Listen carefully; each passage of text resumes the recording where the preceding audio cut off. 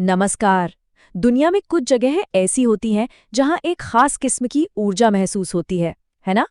आज हम एक ऐसी ही जगह की कहानी में उतरने वाले हैं जो आस्था, इतिहास और पौराणिक कथाओं से मिलकर बनी है।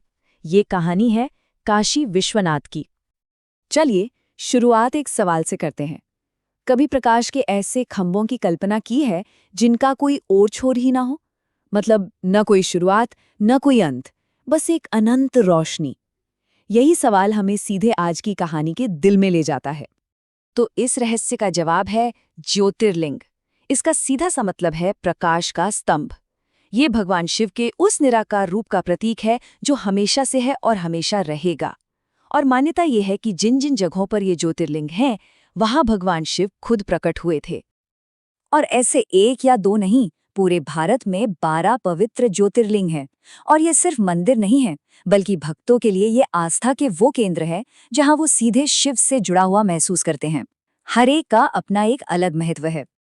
तो सवाल ये है कि ये ज्योतिर्लिंग आए कहाँ से, इनकी शुरुआत कैसे हुई? इसके पीछे एक बहुत ही दिलचस्प पौराणिक कथा है, एक दिव्य मुकाबले की कहानी। कहानी कुछ यूं है कि एक बार सृष्टि के रचयिता ब्रह्मा और पालक विष्णु में बहस छिड़ गई कि दोनों में से बड़ा कौन है। अब इस बहस को सुलझाने के लिए भगवान शिव एक विशाल, कभी न खत्म होने वाले प्रकाश स्तंभ के रूप में प्रकट हुए। और उन्होंने दोनों देवताओं को एक चुनौती दी, जो भी इस स्तंभ का सिरा ढूंढ लेगा वही सबसे बड़ा कहलाएगा। दोनों देवता निकल पड़े, लेकिन कोई भी उसका अंत नहीं ढूंढ पाया। और इससे ये साबित हो गया कि शिव का स्वरूप अनंत है। माना जाता है कि इसी दिव्य प्रकाश के अंश जहां जहां गिरे वहीं ज्योतिर्लिंग स्थापित हो गए। तो ये तो हुई सभी 12 ज्योतिर्लिंगों की कहानी। लेकिन आज हम इनमें से एक पर, जो शायद सबसे ज्यादा प्रसिद्ध और पूजनीय है, उस पर खास तौर से बात करेंगे, काशी विश्वनाथ। जी हाँ, हम बात कर रहे हैं उत्तर प्रदेश के वाराणसी यानी अपनी काशी की, जहां मां गंगा के पश्चिमी किनारे पर विराजमान है विश्वनाथ ज्योतिर्लिंग। इसे दुनिया के सबसे पवित्र शिव मंदिरों में से एक माना जाता है। और जरा नाम पर गौर कीजिए, विश्वनाथ। इसका मतलब है पूरे विश्व का, पूरे ब्रह्मांड का शासक।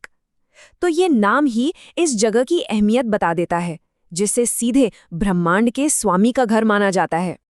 लेकिन काशी विश्वनाथ की कहानी सिर्फ पौराणिक कथाओं तक ही नहीं सिमटी है। इसका इतिहास तो संघर्ष, विनाश और फिर से उठ खड़े होने की एक अविश्वसनीय कहानी है। जरा सोचिए, 1194 में इसे कुतुबुद्दीन ऐबक ने ध्वस्त किया। फिर 16वीं सदी में राजा मानसिंह और राजा टोडरमल ने इसे फिर से बनवाया।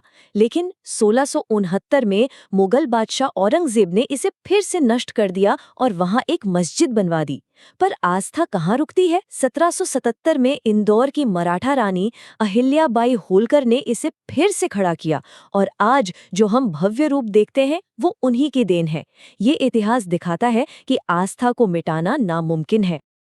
खैर, इतिहास की इन बड़ी बड़ी बातों से हटकर एक बहुत ही प्यारी और निजी सी कहानी भी है, जो बताती है कि काशी शिव और पार्वती का घर कैसे बनी। पौराणिक कथाओं के अनुसार शादी के बाद देवी पार्वती कैलाश पर ही रह रही थीं, जो उनके पिता का घर था। तो एक दिन उन्होंने बड़े प्यार से शिवजी से कहा कि देखिए, शादी के बाद तो सब लड़कियां अपने पति के घर जाती हैं, और मैं अभी भी अपने पिता के घर हूँ। मुझे मेरे अपने घर ले चलिए। बस अपनी प्रिय पार्वती की ये इच्छा पूरी करने के लिए भगवान शिव ने पृथ्वी पर काशी को अपना नया दिव्य निवास चुना। और इस तरह ये पवित्र शहर उनका और उनके परिवार का घर बन गया। कहते हैं कि अपने नए घर आकर देवी पार्वती इतनी ज्यादा खुश हुईं कि उन्होंने प्रण लिया कि इस नगरी में कोई भी भूखा नहीं सोएगा, और तभी से उनका एक नाम पड़ा अन्नपूर्णा, यानी अन्न की देवी। यहाँ तक माना जाता है कि स्वयं शिव भी उनसे भिक्षा पात्र लेकर भोजन मांगते हैं। चलिए, अब जरा आज के काशी विश्वनाथ मंदिर के अंदर एक चक्कर लगाते हैं और देखते हैं कि वहाँ क्या क्या खास है। मंदिर के गर्भगृह के ठीक बीच में एक चांदी की वेदी पर मुख्य ज्योतिर्लिंग विराजमान है। इसके अलावा परिसर में विष्णु, विनायक और काल भैरव के भी छोटे छोटे मंदिर हैं।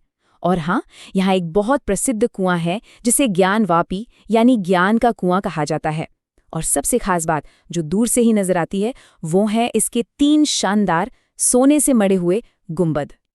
इस ज्ञानवापी कुएं से भी एक बहुत मजबूत कहानी जुड़ी है।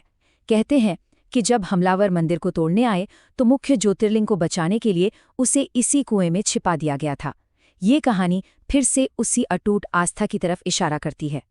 और हाँ, वो जो 3 गुंबद हैं उनका सुनहरा रंग उन्हें बहुत खास बनाता है। आपको पता है, इन पर सोने की परत 1835 में महाराजा रंजीत सिंह के दान से चढ़ाई गई थी और इसी वजह से कई लोग काशी विश्वनाथ को वाराणसी का स्वर्ण मंदिर भी कहते हैं।